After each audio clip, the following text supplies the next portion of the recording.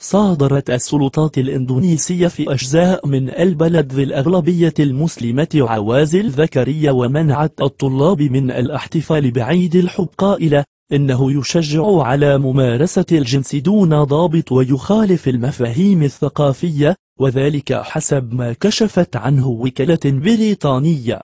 وأوضحت الوكالة المذكورة بأن مدينة ماكاسار داهمت الشرطة متاجر صغيرة وصادرت العوازل الذكرية التي تتوفر في معظم أنحاء البلد العلماني الذي تصون أيديولوجيته الرسمية التنوع الديني.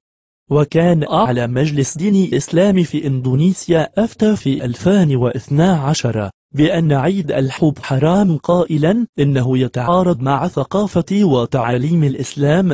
لكي تتوصل بالجديد لا تنسى الإعجاب والاشتراك في القناة.